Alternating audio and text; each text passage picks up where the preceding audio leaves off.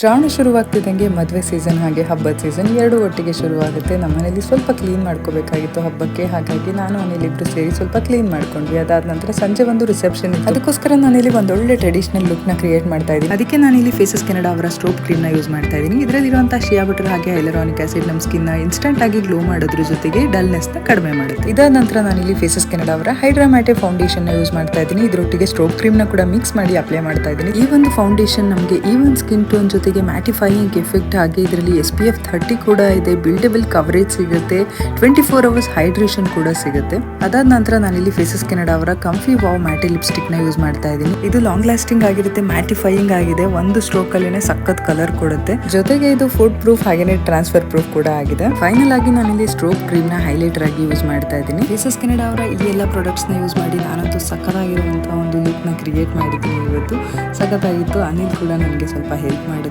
ಹಾಗೆಯೇ ಅವರು ಕೂಡ ರೆಡಿ ಆದ್ರೆ ಇಬ್ರು ಕೂಡ ಸಿಮಿಲರ್ ಆಗಿ ಸ್ವಲ್ಪ ಮ್ಯಾಚಿಂಗ್ ತರಾನೇ ಡ್ರೆಸ್ ನ ಹಾಕೊಂಡು ಮದುವೆಗೆ ರೆಡಿ ಆಗಿದ್ವಿ. ಇದು ನನ್ನ ಫೈನಲ್ ಲುಕ್. ನೀವೇನಾದ್ರೂ ಈ ಎಲ್ಲ ಪ್ರಾಡಕ್ಟ್ಸ್ ನ ಬೈ ಮಾಡಬೇಕು ಅಂತ ಇದ್ರೆ ಸ್ಕ್ರೀನ್ ಮೇಲೆ ಕಾಣ್ತಾ ಇರುವಂತಹ QR ಕೋಡ್ ನ ಸ್ಕ್ಯಾನ್ ಮಾಡಿ, ಅಥವಾ ನಿಮ್ಮ ಫೇವರೇಟ್ ಬ್ಯೂಟಿ ವೆಬ್ಸೈಟ್ ಅಲ್ಲಿ ಕೂಡ ಅವೈಲೇಬಲ್ ಇರುತ್ತೆ, ಚೆಕ್ ಮಾಡಿ.